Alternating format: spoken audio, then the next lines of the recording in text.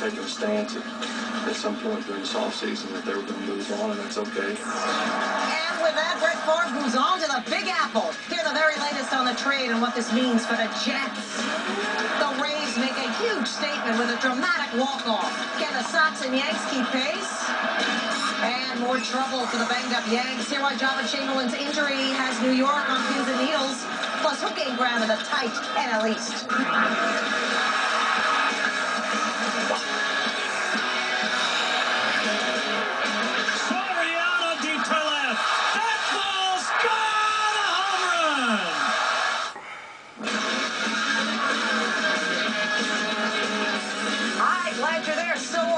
That is Steve Levy, and I am Linda Cohn. Brett Favre may not be a Packer anymore, but you know what? He'll still be wearing green. Different shade of green. Broadway Brett. Publicly, the Buccaneers had been the favorite all along to acquire Favre's services, with the Jets in a backup role. Yet in the end, New York has its biggest name at quarterback since Joe Namath. The Green Bay Packers have reached an agreement with the Jets to trade Brett Favre to New York.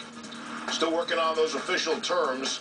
Favre leaves Green Bay as the NFL's all-time leader in most major passing categories, touchdowns, yards, completions, and attempts.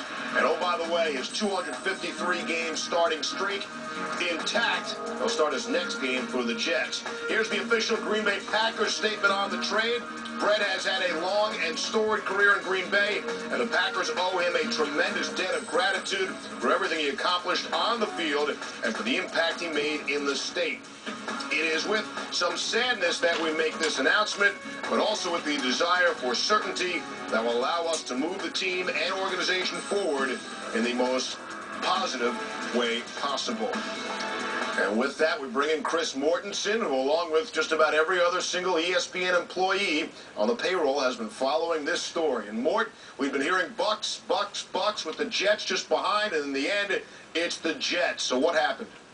Well, what happened is as Brett Favre started to really evaluate and analyze the two teams that were interested in him, the Jets and the Bucks.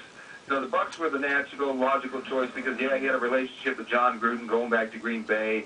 You know, it's got some West Coast offense derivatives, so to speak, that he was familiar with. It's a short flight from Mississippi to Tampa, Florida. But the more Brett looked at the Jets, it really was 50-50 going into this evening as he was convening a meeting with his family.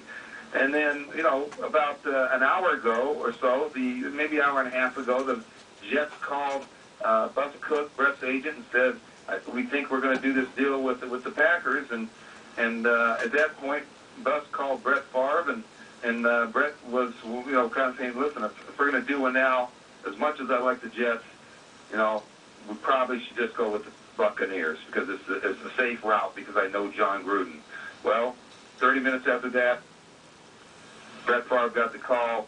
The Jets, pushed by Woody Johnson and general manager Mike Tannenbaum, pulled the trigger, made this trade, and in the past 20 or 30 minutes, Mike Tannenbaum, the general manager of the Jets, convinced Brett Favre this was the right thing to do, and my understanding is that Brett has signed off on this trade, and he is, yes, going to be a New York Jet.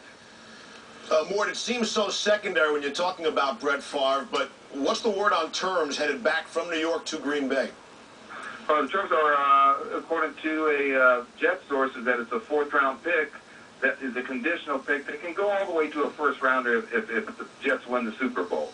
You know, more likely is going to end up being a third-rounder and possibly a second-rounder. You know, the one thing the Jets did, they had we forget they won 10 games 2 years ago, had a very aggressive offseason acquiring talent.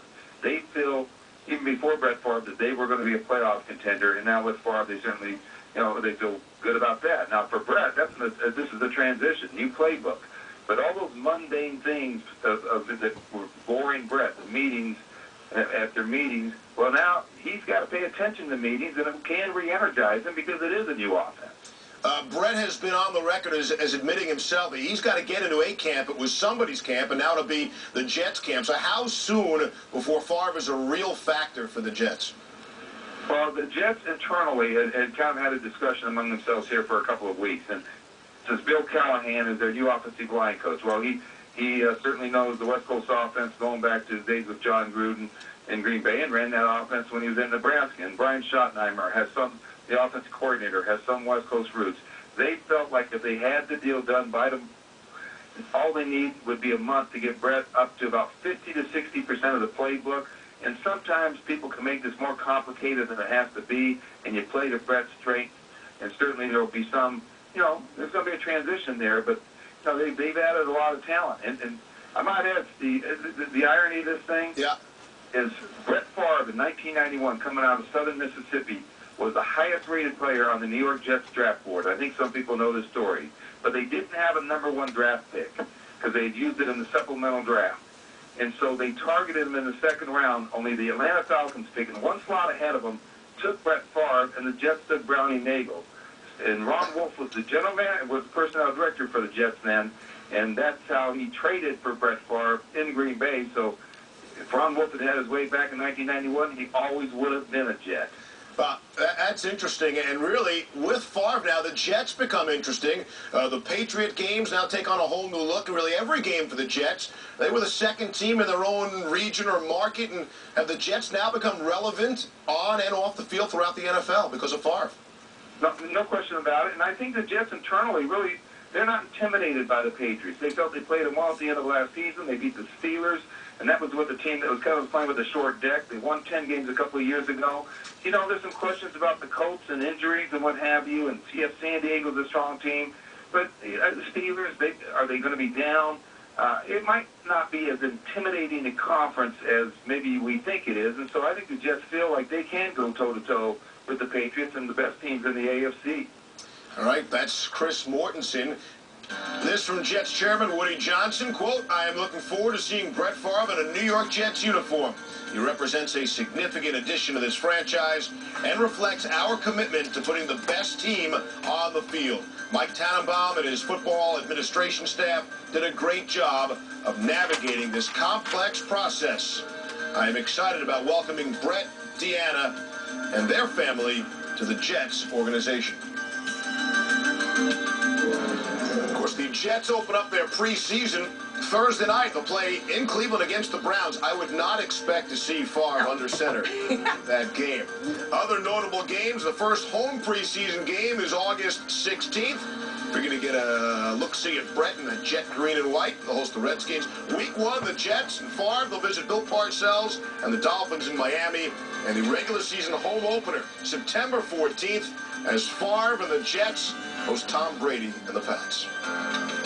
Thank you, Steve. To talk about the future Hall of Famer, we bring in our Hall of Famer, none other than Steve Young, to give us some perspective about Favre going to the Jets, Steve, from an NFL standpoint. Does Brett have enough weapons with the Jets to make something happen? Yeah, Linda, I like the Jets.